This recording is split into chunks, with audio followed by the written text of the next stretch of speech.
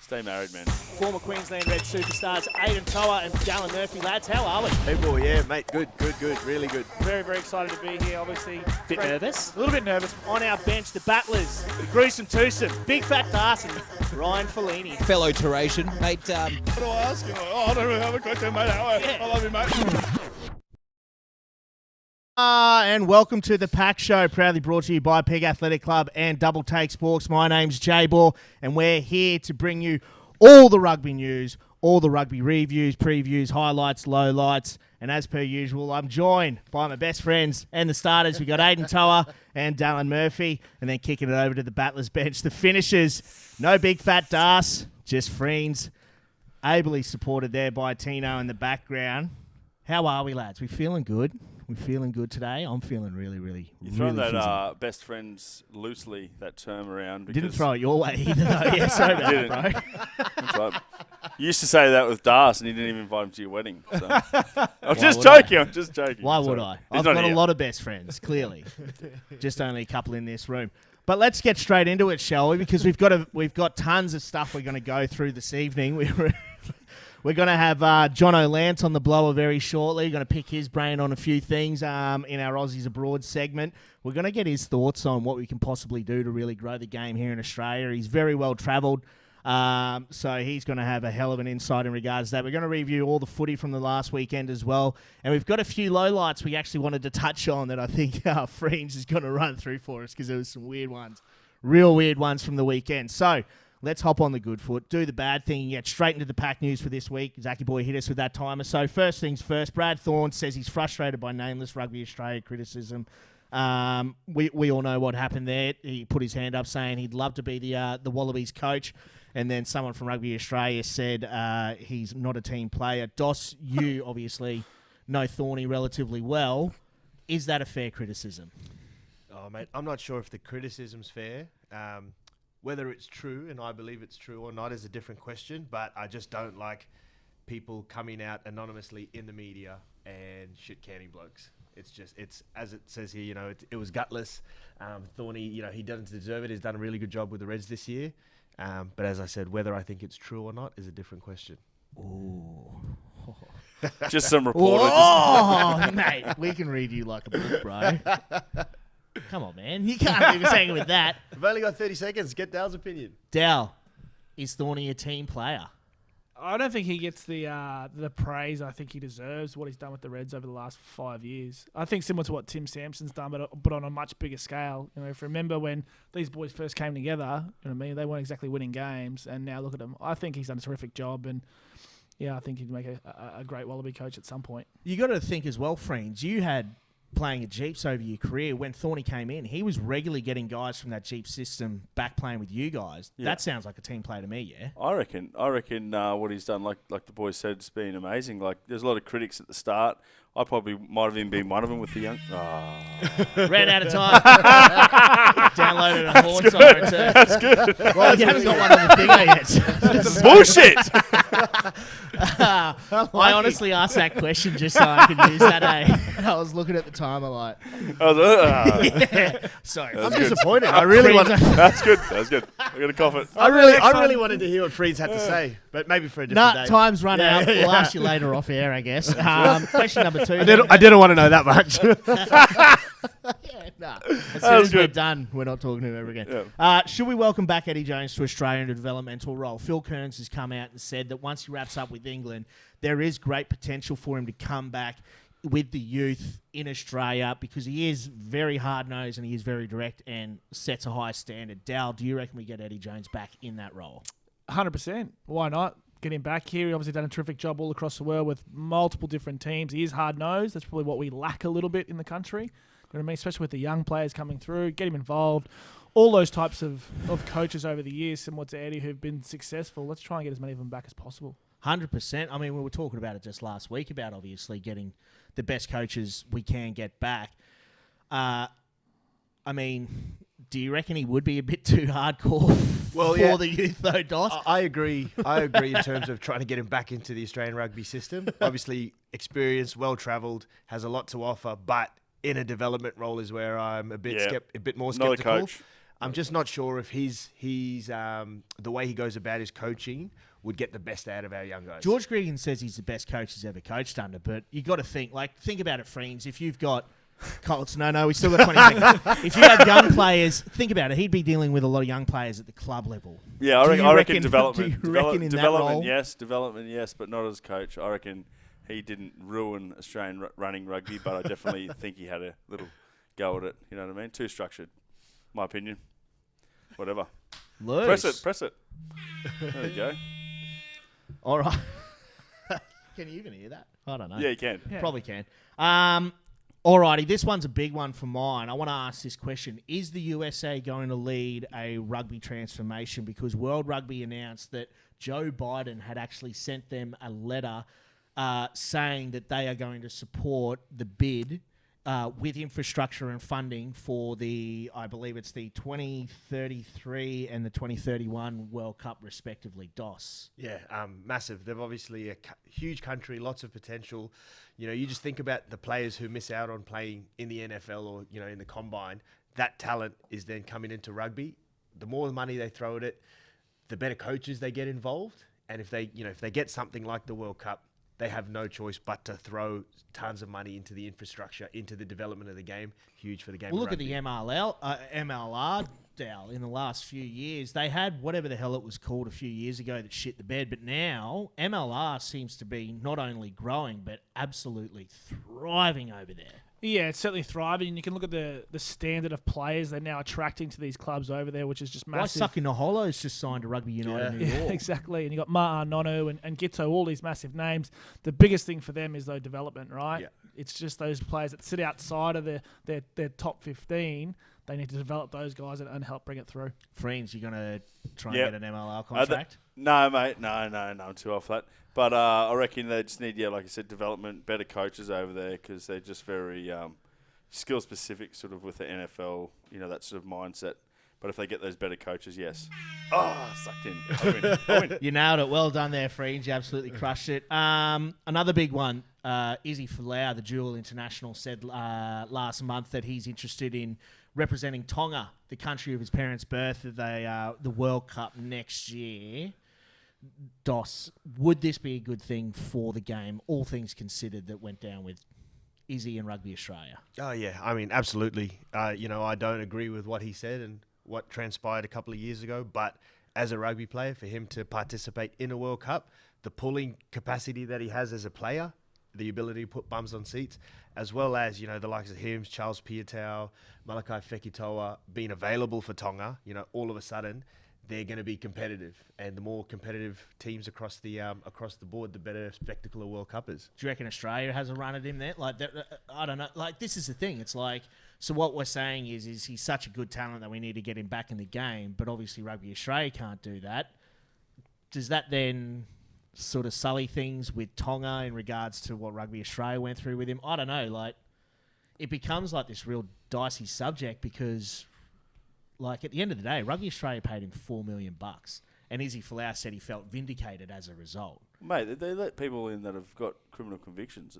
At the end of the day, he's done his time. He's done his time, but yes, didn't really do his time, mate. He got $4 million out of it. Like. Yeah, but like I said, people get like contracts after they get convicted and do time. Like, I think it's just. I don't agree with what he said, but at the end of the day, he didn't go to jail for anything. So no. Got to cut me off there, huh? I agree, friends. I agree. Thanks, I mean, I was vehemently against what he said, but Good all word. right. Last one, Vehement. Freeney, Battle of the Aussie Sevens.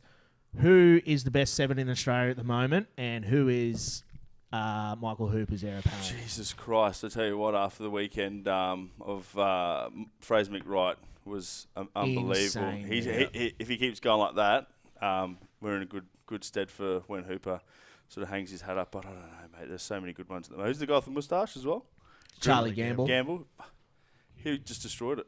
He's a gun, mate. He's a Kiwi, though, isn't he, Tino? Stinger. Oh, damn it. Mate, he was playing subbies rugby like 3 years ago, and everyone was like, mate, he is beating the snot out of us. Do you want to actually like go play club? And he's like, yeah, rightio. Imagine being like some battler, shitbag playing like subbies rugby in Sydney, and you're going against this dude who people are touting as like the best seven in Australia at the moment. Such a G up. Yeah. Dal, who do you reckon then? It's got to be McWright.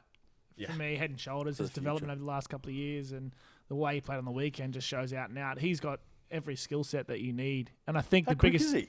Yeah, exactly Yeah, right. mate, it's the most underrated Also, part of his holy game. shit. Speed on the ball. and People he can don't spin out notice the it, park. mate. He came back to Brothers, I think, last year or the year before and started teaming up with Wilso. Oh, mate. And he Such was a good just, combo. Yeah. But the thing is, like, he's getting half a dozen pilfers a game, but his running lines are ridiculous. Yeah. Yeah. And he's getting that toughness now. That's what's worked on these last 12 months, and it's just getting, out and out. I think he's the front runner. How old is he? 23. Shut up. I totally forgot we're getting time for that. Sorry. How old is he? 23. Yeah. Okay, I actually wanted to know that. Sorry. All right, well, that rounds out pack news for this week. We don't have any comments there, Dino? No, I didn't think so. It doesn't seem to work that way. All right, let's go straight through then. Aussies abroad. We've got the man himself. He's travelled the world, been at Worcester. Now he's in Japan with the Mihe Honda. What is it? Honda Heat. Honda Heat. It's Jono Lance. Jono, how you going, brother? Good, guys. Thanks for having me. Excited. You're excited, mate. We're absolutely fizzing at the bunghole to have you on here. We're not going to lie. We put a poll out to try to get some questions lined up. We've had a few of your former teammates throw some spicy ones our way. But, mate, we'd love to pick your brain on a few things, and we'll get to some of the serious things later on. But just for you, mate, how are you loving it up there playing for Honda? Mate, I've been enjoying it. Everyone's always said that you'll love playing in Japan, and it's definitely been a different experience to all the ones I've had. But, I mean, it's been an awesome one to come to Suzuka. It's definitely rural Japan, but I think that adds to the experience. And I've only been here a few months, and I'm already, I think, Suzuka's favourite Aussie they've ever had. So, yeah. Very debatable. Very debatable.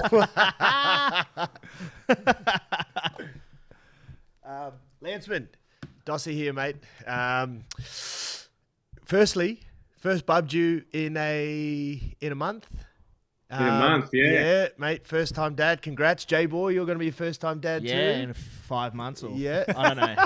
How long is the chick pregnant for? 9 months, man. It's mate, due in September. 9 long months.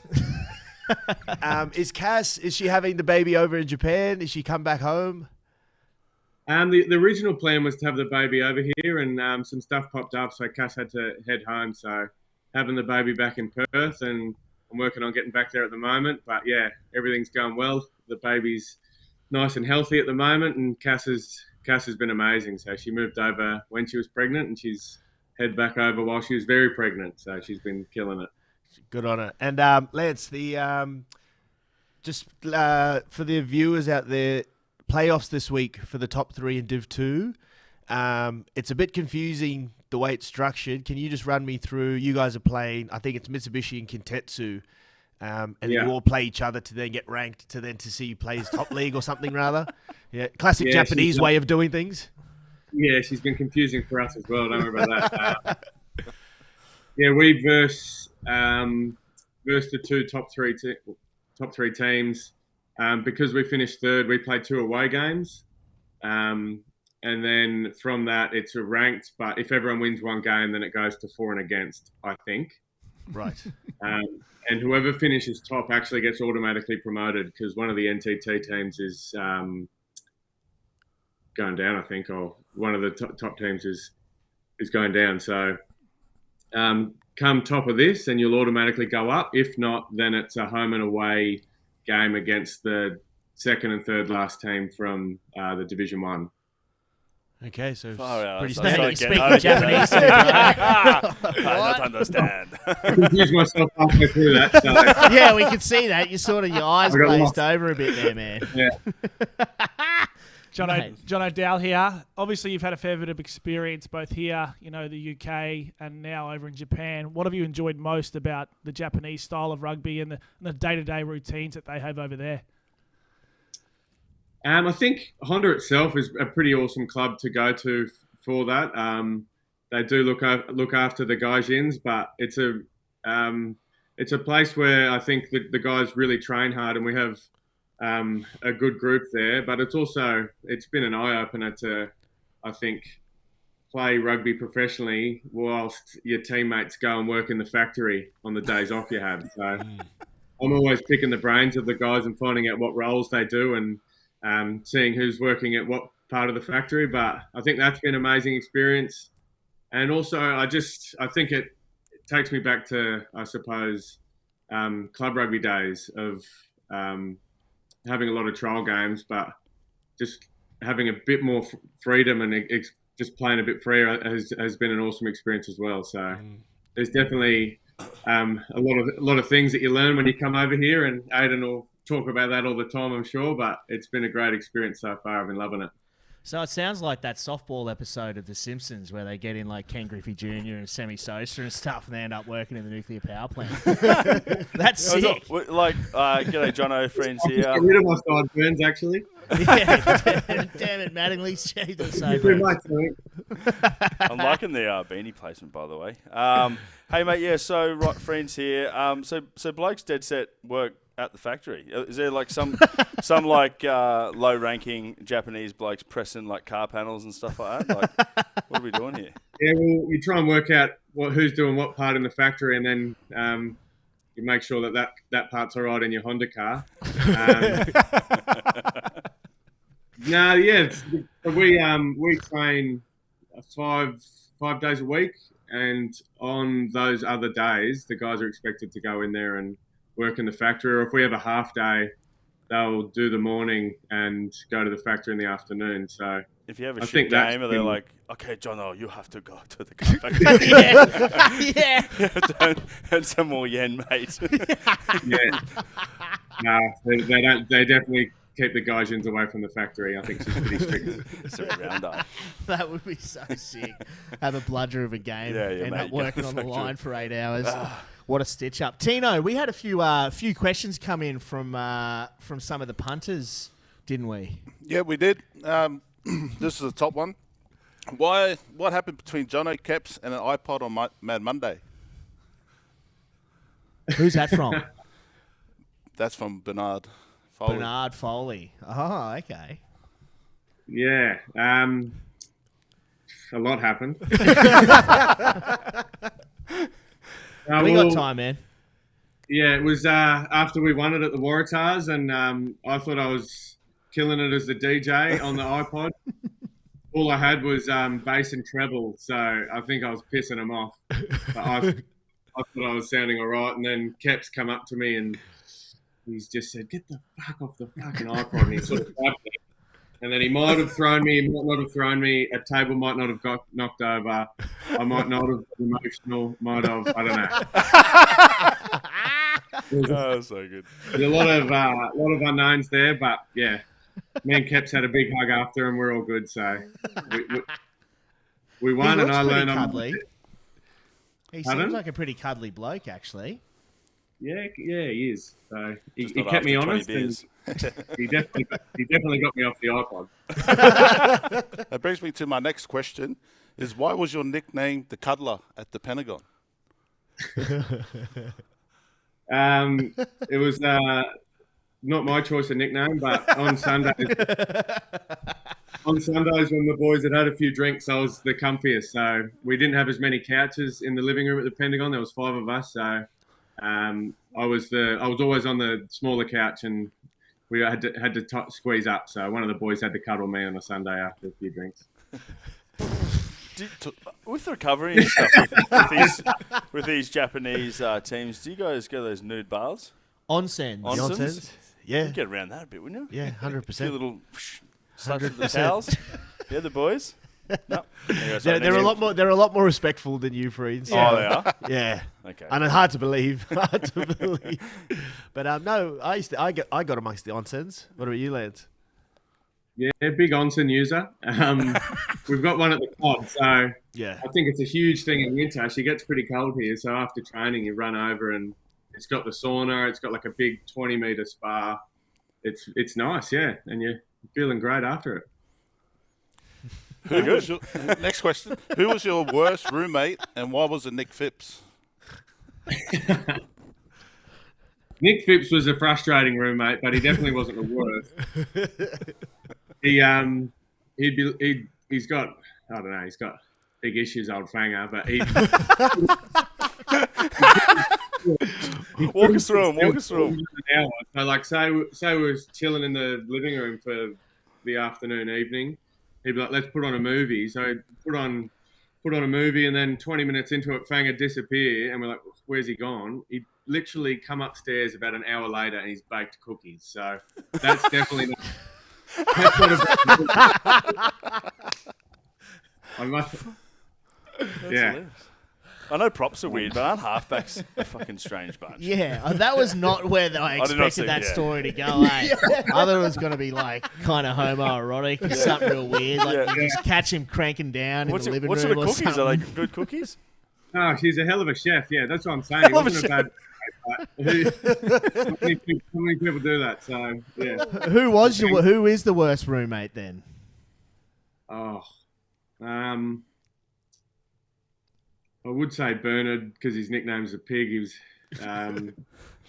But I can't say that because we were both downstairs. I've been lucky enough to live with a lot of rugby players throughout my time, and I've never had a bad roommate. How about that for a How good's political? that? Boo, you loser. Man, I was expecting, come on, you've got to hate someone. There's got to be someone who just tweaks you. Mozza, I'll go with Mozza. That's what I was waiting for. How good. I'll go with Mozza. I lived with him for long enough, but he'd be fine for a month, and then once a month he'd snap, and there'd be like plates on the side of the sink, and he'd be like, "No, we got to keep this cleaner, mate." He's been living like this the same way for a month. You can't just decide to clean. That's so good. Yeah, Mozza. Last question. Which one was better, the Reds Premiership or the Tars? Oh, Huge. mindful of who you're talking to as well. Yeah. Careful with the words, it's- John. It's got to be the Reds. It's a bit of a weird one. I'd definitely say the Reds one because I played the game, played 80 minutes. Bravo. Good answer. Yeah, and I mean, still pinch myself at those memories. So they're a bit different. The Tars one was different. Like the Reds one, I played sevens that year, and there was a few injuries at the end of the year, so I sort of came in and just got on the wave and played fullback, and then Ewan didn't want to change the team. So I probably weirdly felt more a part of the Waratahs one because I was there for the preseason and all the games. But yeah, the Reds one was You'll take it. playing in the final. Yeah, she's tough to beat. Hey, John, you just you brought up your sevens career then, and you as well as me, and I'm sure a few other people out there, played sevens for Australia, never played for the Wallabies, but in Japan you're classified as a capped player, and so people might not know teams in Japan you get a certain amount of cap signings, right? So theoretically, Jono, myself, and a lot of other guys out there, we were capped. And so we were competing for spots with current internationals, right? Which is a tough market, especially now these days, Japan, popular destination after the World Cup, all this hype around it. And we played seven. Like, Jono, when did you play? 2010? Yeah, 2000, she's a while ago. yeah, so over 12 years, over 12 years ago. And I don't think Jono will mind me saying that. He's going through contract negotiations now, and the cap is, it's hurting. Because you're really limited with the opportunities with, there. With 'Cause Aussie you're Sevens. capped from Aussie Sevens. From a game he played 12 years ago. Have you thought, Jono, and I will 100% back you up with a petition or any lobby that you come up with, going to the International Rugby Players Association or whoever we need to and get that reversed? Because I just think it's outrageous. Yeah, I mean, I've sort of been learning the importance of that now. Yeah, I think it's a pretty weird one. You get capped. Cap, I suppose, implies you get a cap from it, and you can't get a cap in seven. So it's the first issue. But I think it's definitely something that needs to be looked at. I suppose, furthermore, with the new rules that have come in that are allowing guys to, I suppose, recap themselves, which I definitely do support massively because I think it's going to make world rugby and international rugby way more competitive. And I know that a lot of the teams are going to be pretty worried come World Cup about having a few of those Islander teams in their pools. But I definitely agree with you. I think it's something that needs to be looked at because playing sevens, I mean, you ask anyone who's played sevens, they're two completely different sports. So, definitely definitely look at getting a group of us together. It's As a I shame said, they mate. don't do almost capped players, because there's a group of us. Yeah. Each squad gets an almost capped member, because I'm a part of a select group of ones who are almost Wallabies as well, which But hurts. it's just bizarre. Like you do your 3-year stand down period, and then you can go play for another Country. go play for another country. Like surely you can just stand down for 3 years and then you're uncapped. Anyway, Well, especially with sevens, I agree. Yeah. I reckon that's Seven's a completely different game. yeah. yeah. Like it's an entirely different game. We talk Especially about these it all the days time. as well. 2010 to compared to now, it's quite fast. It was fast back then. Don't you worry about that. Jono, most people will know you, I guess, as the guy who plays rugby, but you're big into your cryptocurrency, correct? Tell us a little bit about that and how much that's evolved for you, and is that something that's turning into a genuine, obviously, business and side thing now that you're working on outside of your rugby? Started as a hobby, and it's sort of gone a bit further than there. I thought I'd jazz up your podcast and get on my laptop tonight instead of the last few guys you've had on their bloody phones working that. Thank you, Jono. Thank you. Thank you. This guy gets it. I'm sitting in the war room at the moment as we speak. There's a few screens set up. But yeah, I'm definitely massively into it. It's, I suppose, going down that rabbit hole has taken me down a few others. My wife's into it as well, or partner, wife. We eloped before we moved to Japan, so not many people have known we actually have a ring on it. So Oh, Lewis, congrats, man. That's nice. yeah. So That's- now the world knows I slipped that out accidentally. Yep. That's the first live PAC show announcement. Hey, sweet. The first Nice. shotgun wedding. Yes, Yeah, very. boys. Yeah. So yeah, she's into finance and stuff as well. So she's into it. We are working on something, but I'm training to be a financial advisor at the moment. That's something I've had a passion about. And Shane Arnold from Brizzy, he's a lot of the guys' financial advisor, and I like the relationship and work he's done. So I've been working on that, and maybe in the future there can be financial advisors who advise in crypto as well. But at the moment, it's definitely just a hobby. But heading in a different direction, and obviously, like all people online, you have to say do your own research. So I haven't said anything technical yet. But Lewis, those Jeeps dollars Not might be coming financial out in advice. Bitcoin moving forward, man. That's loose as. What are your thoughts on QAnon and stuff then, Jono? If you're big into crypto, yeah, you're big MAGA, into- all that. Yeah. Nice. Good stuff. Hell yeah, brother. Stay strong, man. No, but on a serious note, we actually wanted to get your thoughts on this because, as we said, you've played for the Reds, for the Tars, for the Force, for the Worcester Warriors. Now you're over in Japan. You've played here and around the world. In particular, we wanted to discuss the fact that people always talk about, like, we wax lyrical about the women getting paid. We wax lyrical about expanding the game in Australia. We wax lyrical about James Slipper running out to Suncorp Stadium for his 150th in front of about 18 people, and 12 of them were his family. We wanted to get your thoughts on, because you've played in Japan currently, where they've now expanded to a 2-tier competition, and their teams are all privately owned, and then you've got teams over in the UK in a competition where it is absolutely heaving, and you've got privatisation is obviously there as well. You've got owners, you've got stakeholders, but you've also got a very strong sense of tribalism with the teams over in the UK. What can we do to be financially viable for the game here in Australia? Because at the moment, our broadcast money is only about 30 or 40 million a year compared to 500 million for the AFL, 400 million for the NRL, and a 10 billion for the NFL. We won't even touch that. But what can we do? What can we do? What have you seen from these other competitions that are kicking ass that we could potentially implement here in Australia to help grow the game? Crypto.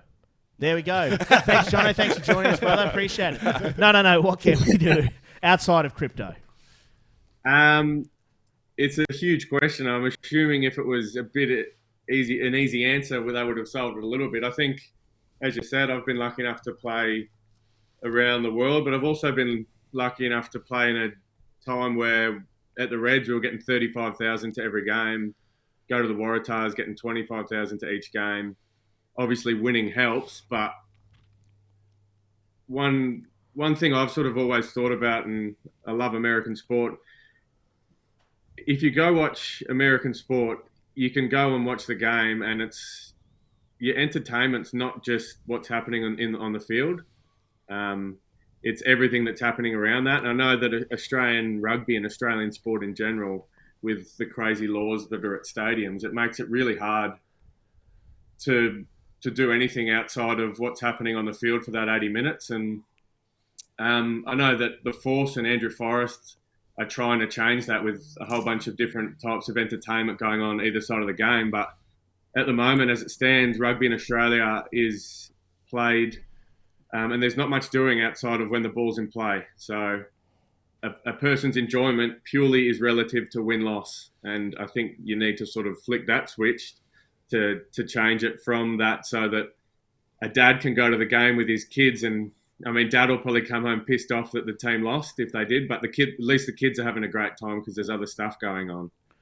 And then probably another thing is just stadium sizes. I know that obviously Suncorp, when I was playing there at the Reds, we were getting 30,000, so that's awesome. But I played in England where Worcester could seat 11,000 and we'd get 9,500 to it, and it was awesome. Yes, the atmosphere, yes.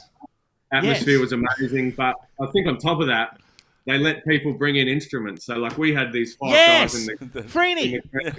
Sorry, I'm just jazzed. We had guys in the crowd that had drums and trumpets, and like it's all happening, and like the game's happening, but there's music happening, and then they got their chants and all that. So I think Australia is very hogtied by the rules of stadiums. Like, I went to go to the cricket in 2006, and they wouldn't let me in with the watermelon helmet because it was a weapon. Now, I reckon you bang on there, because you know how they're sort of like saying, like people are getting over the whole set piece, the especially scrums, the resets, and all that sort of stuff. You could definitely throw something in there. I'm not sure what, but you know, you'd be more interactive with the crowd or whatever, and that could sort of nullify that boring little set piece if that people don't enjoy it. Who aren't props? I'm sure they're not all props that go and watch. So, but you know what I mean? Like, I don't know. That's not a bad point. Like, I remember I took a drum to a game 2 years ago, and I was just bashing it the entire game in that Mango Valley, and it was awesome. And as I was standing there, a lady walked past me and said, "Oh, I'm going to stick that drumstick up your ass." It's so loud. I'm like, "That's my kink." I'm like, yeah. I'm like, that. Where do you think the other one is? No, but I was like, what are you talking about? Like, we're here having fun, and that's the sort of supporter. So it's this whole thing. It's like, where's the vibe, man? Where's the spice? Like, that would be so sick. And there's so many supporters that are crying out for that. Like, you go to, like, a couple of years ago when the Sydney Sevens was on and everybody's dressed up having fun. Oh, yeah. And there's 60,000 people there losing their shit. It's like, it's there. You go to a Wallabies game and we get 60,000 people. Like, people want to go to these things. But what can we do to spice it up? Like, so you're saying other entertainment, like what? Like a donkey show or something? Yeah. No? No? No, well, if it works. No, I'm kidding. Get the donkeys out there. The Europeans get it, though. Like, like Jono was saying, hey, like they've got their chance, they can take their instruments and all that. And even like a smaller crowd, like a 9,000. A 9,000? Yeah, they're just making a lot of racket. And I'd rather 10,000 at a 15,000 seat stadium than 20,000 at a 50,000. Like, it's common sense. You see it, and it just sucks the life out of it when there's not a full stadium. Well, even the women's league final, that was just at Redcliffe, and that looked pretty packed, and that looked awesome. The atmosphere was pretty good there. Yeah, and it goes to show you've got the Q Cup. The Q Cup have smaller stadiums, and they sell them out, and they pay their players, and it's a hell of a vibe. Zach was saying that Winner Manly, they have what's called the Chook Pen down the far end. It's a bar at the top of a hill, and if the other team loses the toss, the Seagulls are always running towards the Chook Pen in the second half. That's so good. And they just give it to them. Like, it's the thing. Like, why can't we...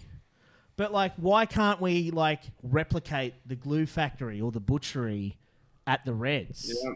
Why can't we? Yeah. Like, what is hamstringing us from that? I think as well, like, club rugby in Australia is, like, they rely on it so much, but they don't respect it. Like, fees in Australia are so expensive now to play for a club. Surely a part of your fees, like, the timing's perfect. put 4 buses from every club game to Suncorp. And if you're registered to a club team, you're getting half price tickets. Like, Jono with the wisdom. Mate, I remember when I was 12 years old, 13 years old, and every club, junior club, would get tickets for the kids to go to the games. Does that still happen? I don't know. Not that I sure. know. Oh, you get a certain amount. I remember we could go to every single Ballymore game, and all we would do is go there and get beat up by nudgy boys. But there was always a shitload of people at those games. It was always an atmos, and before all those Ballymore matches, all the parents and stuff would have a barbie out the front, get on the piss, walk in, leave the car there overnight. Like, I don't know. It's so hard to put your finger on it, but it feels like all the oxygen has just been sucked out of it. Like, all the flavour has just been sucked out of the game, and you try to throw something in there and it just gets shut down. Like, I don't know. Do you reckon there's space for privatisation, Jono? Seeing as you've played in the UK and in Japan, where you've got guys working in sweatshops or whatever you were saying. Like do you think, Just pumping out Hondas. but do you think there's space for privatisation of the game here in Australia? Be it like privatise the franchises, the Reds, the Tars, the Rebels. Yeah, obviously there's risks with it. I think there's definitely space for it. They need to look at all avenues at the moment.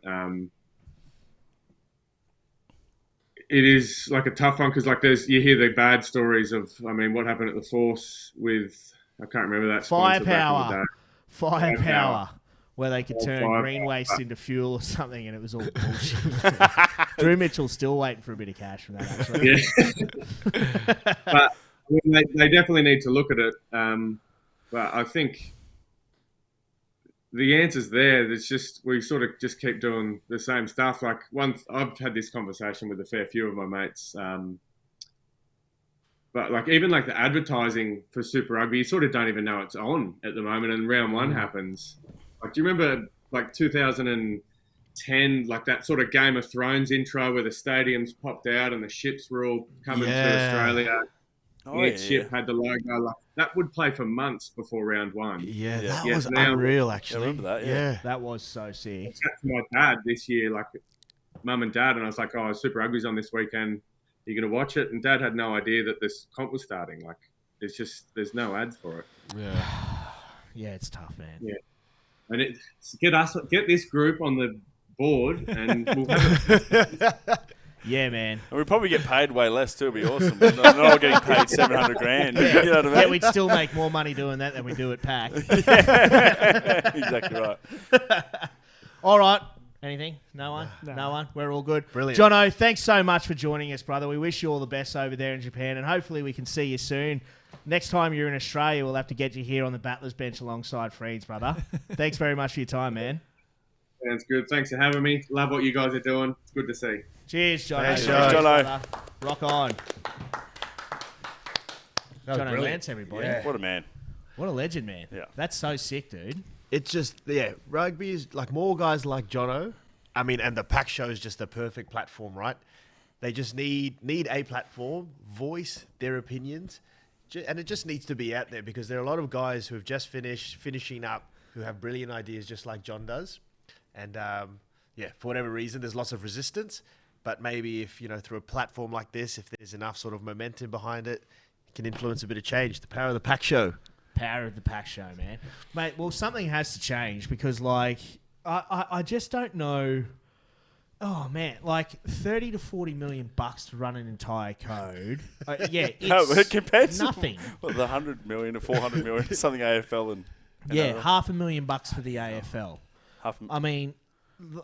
I don't know how you do it.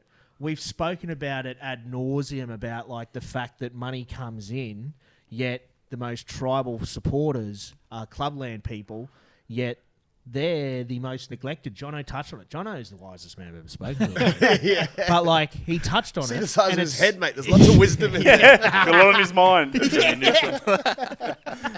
Wait, what are you guys' thoughts? Okay, Sorry, John. Tell me to shut up at any point. But What about a draft system for the union? So, like, you know, the guys can, you know, like, it's all mix and match, you know, basically from New Zealand or, you know, the Pacific teams, whatever, can all play for whatever teams, you know, they all get drafted, obviously, like an AFL. Do you reckon that would work? MLR are doing that. Yeah, MLR are, yeah. They have their combine and all that sort of stuff. They love that shit because it's another way to monetize it, grow the game. Yeah. But do you People reckon it follow would work the NFL here? draft hardcore. Like, imagine like some, you know, you get some, you know, good Australian coaches, good New Zealand coaches in different teams, and it's all a bit of a mix and match. It'd probably be better for us. Would it include Kiwi Super Rugby side, seeing as it's like Super Rugby entirely? Yeah, the Super Rugby like entirely. Moana Pacifica Whoever and is in, Fiji everyone. and Drua, sort of, they Everyone. get first pick. Yeah. Like they might be able to get the first pick of Oh yeah, true. half a dozen from Fiji or whatever, and then the remaining Fijians can be like, oh Semi shit, I might Radradra. enter the draft. Yeah. Semi-Rad Radra. Yeah. You know what I mean? We might find the new Semi-Rad Radra. Yeah. Sorry, I bit my tongue off when I was 18, so I can't roll 18 months old. And had to get it sewed back on, so I can't roll my R's. So I'm always dicey when I try to say Fiji names. Yeah. Kills me, man. Rodovovo. I can't do it, man. Yeah. It's so embarrassing. I don't know. Do you reckon? I don't know. It's just a thought. And then, like with our second tier, instead of like the NRC type of model, then you have your, I don't know, you know, top 4 from here, top 4 from Sydney, plus 1 Melbourne, 1 Perth, and then, you know, that's your first, and then The biggest and then issue is that promotion, Australia's just relegation. too big. Yeah, we true. are too big.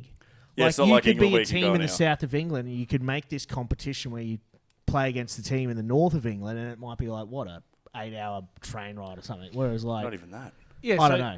Yeah, when I played in the championship, which is the second division in the UK, we would catch buses everywhere we went. So the cost was obviously minimal. Do you know what I mean? So we would go from Rotherham, which is up the top end, and we would drive the bus all the way down to Cornwall. Yeah. We'd play Cornwall, we'd jump on the bus, and then go all the way back up in the the same Have a few day. beers. Chopping That's exactly piss right. the entire time. Yeah, the piss, but that's the hardest part is the Yeah, cost you're involved right. with 'Cause Australia. it is- Exactly. It is expensive. Like, you know, what are one of those trips worth? You'd be looking at, I don't know, $100,000. I could have made that up.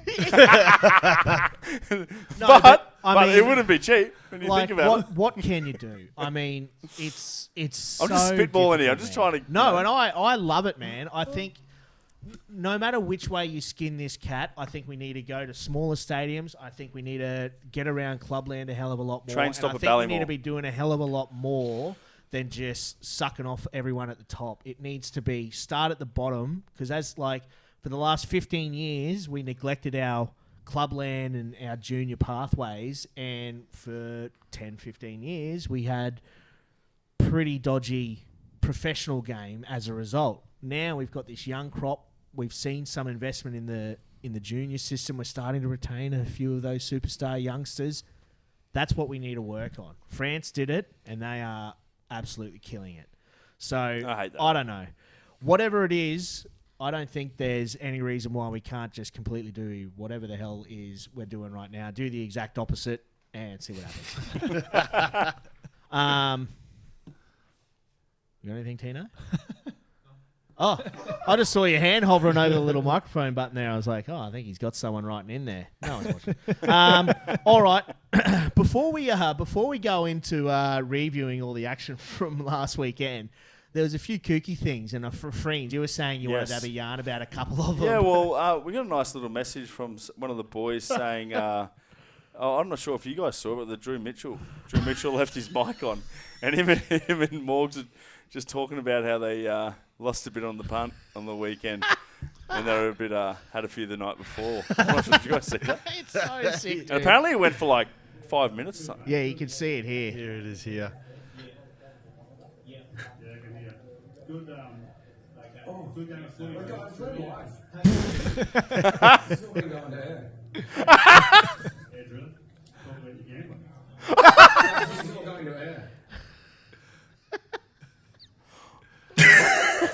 That is so good. That's just the end of it as well. Utter panic. Yeah. Utter panic. Mate. Because hear it in his voice. But you did you see him like not long after? He was like, he was like just rattled. He Well, was we only heard about it because I think Connor Maroney in our message that's thread right, was yeah. like, has Drew Mitchell, like this is like halftime of the game, he's like, has Drew Mitchell had a stroke? He's battling out there, and Johnny's like, oh, I'm pretty sure something happened at the start. Mate, he was in all sorts. Mate, that is such a stitch up. I mean, man. just lucky that it was a pretty casual conversation. There was Yeah. nothing shared. I mean, imagine turning these ones on. Oh. Queuing on this, racial epithets, that. Another little dodgy thing I saw on the weekend, Sydney Uni's constructed a beautiful mall. They were going in. Just the hookers at the back. He could see another try coming. It was his third, too. His third. So he's on his way for his third try. And then the most heinous act has happened in front of, he was just there and he's like, boom, boom, about to drop over the line. The cheeky little shit halfback has plucked it out of his hands like a thief in the night. I've been hearing that a fair bit lately. But anyway, and scored a try.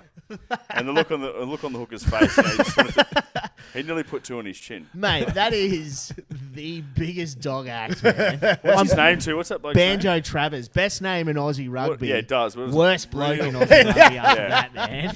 Biggest dog, man. You better watch out for the contact drills at training. Can you imagine, though, man? Because I think Kieran Lowe was going, he'd already bagged a couple off the back of a rolling maul. Rolling mauls. I would lose. I would be so pissed off because when I did play was maybe one a year, maybe 1 or 2 a year max, and taking that opportunity from and I was playing hooker too. We just didn't maul much, but That's all you did. No, we scrummed. Scrum. I'd knock it on so I could have another scrum. But that is the biggest dog. Oh, and I mean, as if people already don't like halfbacks, right? And then now Banjo's like cool name, but Good name. damn, It is a cool name. yeah. Oh, sickest name. Real man. cool name. Awesome name. Yeah. Terrible bloke.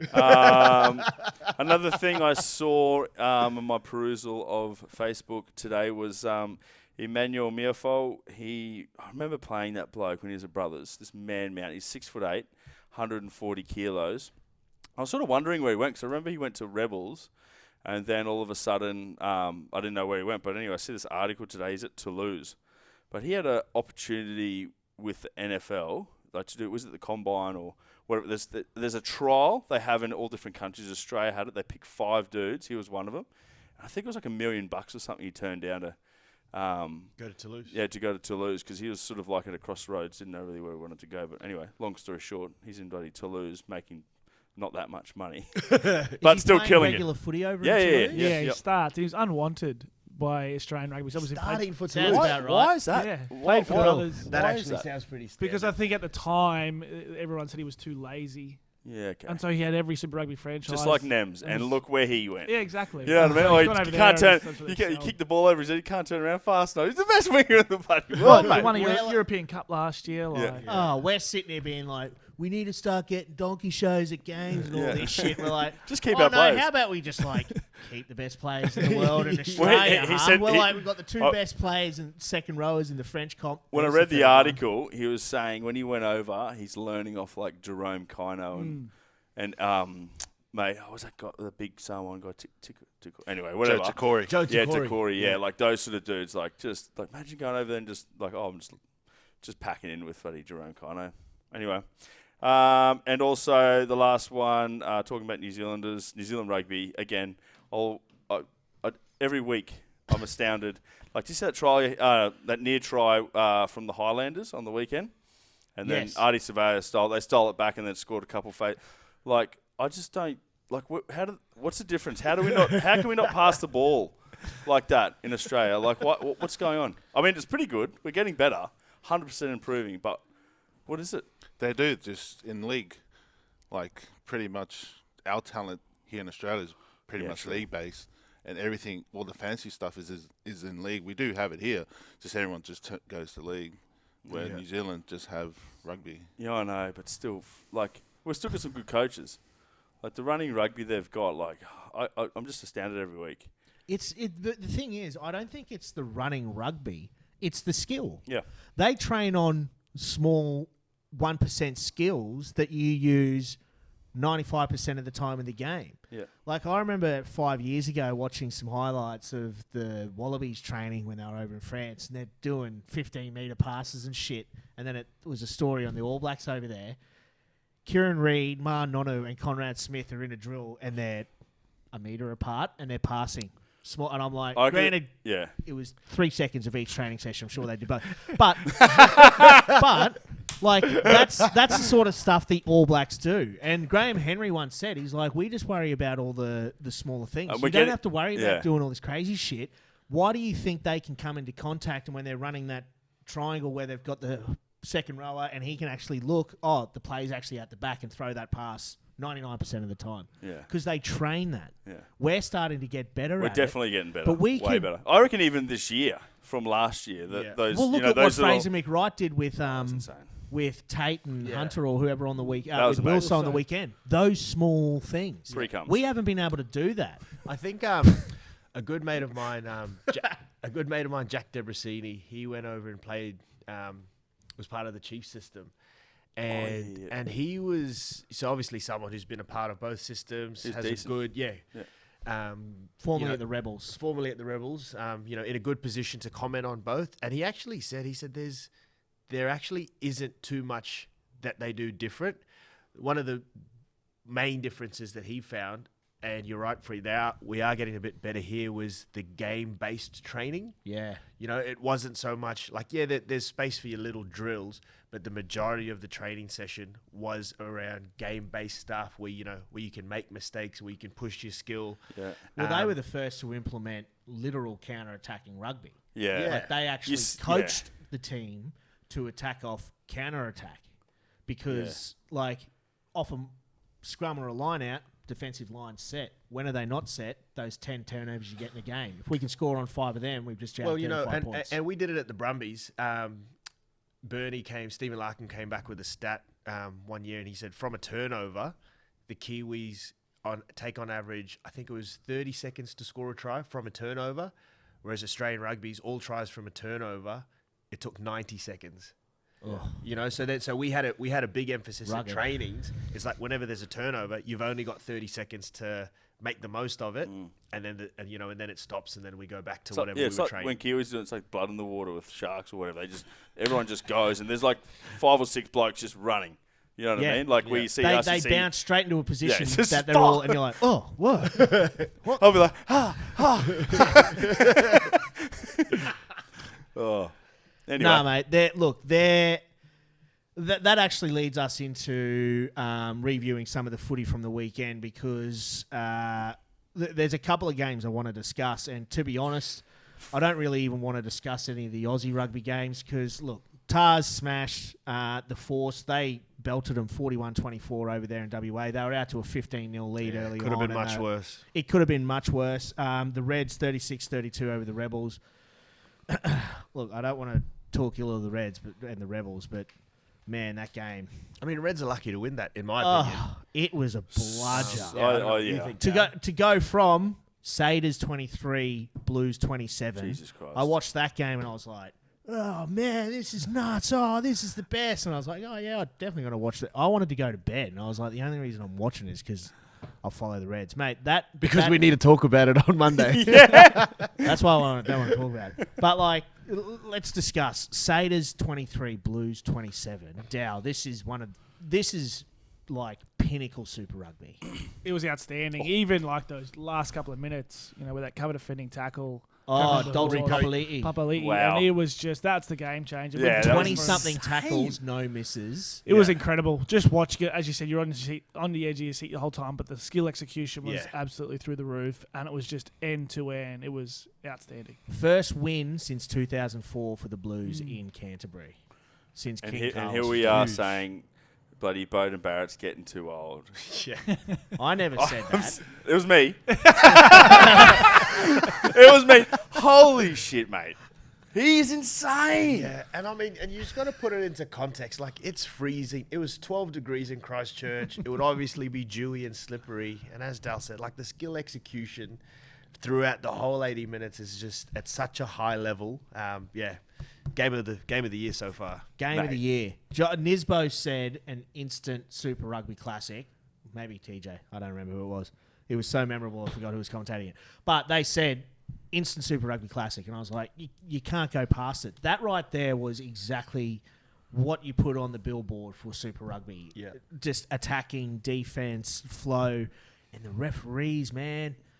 Kiwi refs, in A lot my better. opinion, do it better. They let Yeah. the game go. At the moment, yeah, definitely. They let the game go, And dude. that's saying It's going to be something. I like interesting to refs. see what happens this weekend in the Super Round when you've got Kiwi refs and Aussie refs going together. It's going to be sick. Moana Pacifica had 2 games last weekend. They had that. They got smashed by 53-12 against the Canes and then 45-12 against the Chiefs. I feel bad for Moana Pacifica, man. Like, they've played, half a dozen games in 2.5, 3 weeks. They're just... They are a good, exciting side to watch play footy, but they're just give so them, gassed. give them 7 days to rest, please. Man, they are just so gassed. That You can is- see it, man. Yeah. But hopefully over the next 4-6 weeks or whatever it is over the Trans-Tasman, they can jag it a few wins and really show what they can do. I am massive fan of that halfback from Area Moana. Tara. He's Yeah. great. Yeah, mate, he's awesome. He goes hard Mate, all he's the a time. gun. Yeah. He's a gun. And as you said, since they got since they've got so many good attacking players in their side, if you just give them an opportunity to actually catch their Or 7 days. breath and Just a bit of a rest. and do something, they'll be sweet. The other some game I colonial wanted to shit. discuss was Highlanders 21, Canes 22. This was another corker. I think this is the 3rd game now that the Canes have either won or lost at the Hooter. Very controversial finish. Dow, did you happen to catch this one at all? Cool. Friends, did you? Yes. It was There we go. awesome. Another one. Another ridiculous. Awesome game. Yeah. Awesome game. And then that final try. I reckon that was a try. You reckon? Yeah, well, he fell short and he sort of, he wasn't sort of stopped and then he's got sort of pushed over. Because that's I'm it. calling You're a try. allowed the opportunity to reach out. But I feel like he did reach out. Yeah, he did, yeah. Yeah, and then was still short. And Oh, then- no, he did. Yeah, no, he was. Yeah, Yeah. you're right. Yeah. But still a try. So it wasn't a try? No, it wasn't a try. Well, but it Yeah. comes down Didn't come to down. the referees. What he asked the TMO to look for. It was, I have no try. Can you give me? a He said reason no otherwise? tries. Ref couldn't really make it. And ref couldn't. a distinction. Yeah, So you're right. That's it is right. what it is, but another corking game of footy. The Super W semi-final, we saw the Tars 36-0 over the Reds. Friends. That's 2 duck eggs in a row for the Reds girls, unfortunately, and the Just, Tars are looking pretty good going into the final this weekend. Yeah. The girls, I think, just didn't have that experience. They had 3 16-year-olds in the mix, which is not really an excuse. But when you got the likes of like some of those older heads like Emily Chances, Iliseva, Badabasanga, and the rest, mate, they were just too experienced in the end. Like the girls had a lot of ball, they just couldn't really bend the line when they built a lot of phases. And then the New South Wales forward pack sort of just started edging forward, and then That's what it was. Yeah, Their and set piece yeah. started to really dominate too in the back. Yeah, we third of can't. that game. They can't expect to get anywhere if they're not getting their line outs, etc. Exactly, but the Tars looking really good going into the Super Rugby Super W Grand Final this weekend against Fijiana. We'll review that, preview that Thursday night. Now, the World Rugby Sevens out in Canada. This one was a bloody belter. The Aussies picking up bronze. We'll touch on that. But Fiji going down to Argentina in the gold medal match. The Argies jagging gold against Fiji, man. That is loose down. You love to see it, don't you? Absolutely fantastic. Obviously, Argentinian rugby is that real flair. They're good-looking roosters too, eh? It would have been I didn't catch it, but it would have been a fantastic game to watch. Mate, it was it very was fantastic, if you know what I mean. It was. They were gorgeous. They were gorgeous. Fantastic in my pants. Is this the best Aussie men's seven side we've had in a long I mean, time? they're doing bloody well. Yeah. I love how they're just picking players that deserve to be picked. Yeah, Now. It's like for agree. the past 4 years, they just pick the same guys. The and most same boring. Guys. Yeah, and boring players. players. And they were searching for someone with out-and-out speed, and they tried to get that sprinter through. Yeah. Now finally they've just picked rugby Quadzilla. players. Yeah, Footy Quadzilla. players, yeah. They picked footy players who can play the game, who've got the skill set, And they're they not go just in there and they're Barlungis. successful. Exactly. And also, Who would they're have bloody thought that would have fast worked? too. yeah, but it's fantastic to see because we've struggled for so long, and it's just, yeah, I love it. Yeah. Mate, I reckon the selections in the Aussie 7 setup has been a disgrace for a long time, hence Yeah. why I'm uncapped. But still got a chance over in Japan, apparently. Correct. round three shoot shield review. I'll just rifle through a few scores. Sydney Uni finally got back up on... they jagged a huge win against West Harbour, 41-14. Sorry, the scores are 41-14, so it tweaked me out a bit. Two Blues went down to Eastern Suburbs, 42-19. The final play of the game pretty much was one of the Two Blues guys absolutely snotting the Easties fullback, got red carded. Nearly killed him. The ref actually said, "Sorry, mate, them's the rules." And he gave him the red card. He's like, "What's it?" Oh, yeah. And walked on. Nearly killed this kid, man. North's 41, South's 18. Absolutely dismantled them. Hunter 22, Eastwood 35. Big win there from Eastwood, and they're probably going to be getting guys like Tane Edmed back in the back end of the year as well. He's good, eh? He's a gun, mate. He's an absolute gun. But a big one. Manly 34 over Randwick 21. I think we spoke after that first round. By we, I mean I. Spoke and I said it might be another long season for Manly because last year they stunk. This year, mate, they are absolutely red hot. And then Warringah 30 over Gordon 25. So Gordon, high flying, finally got brought back down to earth. So that was absolutely massive round of shoot shield footy right there. There were some pretty big upsets. So I can't help but think there's going to be some absolute corkers for the rest of the season. Can't wait to get down. When are we going down to the Battle of the Beaches there, Tino? Is it July 25th or something like that? We might be heading down for Manly versus Warringah. I'll be retired again then, so I'll be coming too. Well, let's discuss that. Friends, you're playing this weekend. Oh yeah, back at You are? Yeah, back at the home of the filth. Round 1 this week? Round 1. So have you worked out when your 100th cap will be? I've got to go to Hawaii for 2 weeks too. After that, so I'll blow out my other non-preseason. I think I'll have to work it out, but it's like 5 games away. All right. If I make it. But yeah, I'll be excited. And just don't delete my number. Do not ever call me again. Except finals. Ring me in August. Just real quick then, let's go around the table and let's find out who our rugby was from the weekend just gone. Dos, who was your rugby? We just mentioned him, but young Tane Edmed at the Tars, as Freen said, mate, he continues to impress me. There's a crop of young 10s coming through, and in my opinion, under probably Noah, he's my next, Silky. He's my next one. It's going to be interesting to see what they do with him, Ben Donaldson and Will Harrison at the Tars. Yeah. But yeah, mate, he keeps getting better. He's tough. He's got a good temperament, good boot. He's a ranger. And he's a ranger. I've always had a soft spot for rangers. But I just love what he's doing, mate. I just love what he's doing. Dal, your rugby from last weekend? It's hard to go past Fraser McWright, but Dalton Papali'i. He's just a beast of a man. He is so big, so strong, and like you said, 20 tackles, 0 missed. The Terminator. And that run. Yeah. And that run he did. Yeah. He's Mate. so impressive. Yeah. He's got to be clutch, pushing. dude. He's got Looks like he's gotten thicker. He does. But he's also huge for a seven. Yeah. Yeah. He For a looks massive, seven. but he moves so well. Yeah. Super. It was a great try, but it was Bryn Hall who was trying to tackle him. Yeah, but there's 2 of them. Anyway. This guy. Friends, your Halfbacks. rugby? I just don't like Mine is- halfbacks. Atene Nana Saturo. He's a highlight machine, eh? Far out. Yeah. Do you reckon there's so many wingers, I don't know how they're going to pick him. But bloody hell, he's ridiculous. He's great. He's ridiculous, hey? His left foot step's ridiculous. Yep. He's fast and powerful.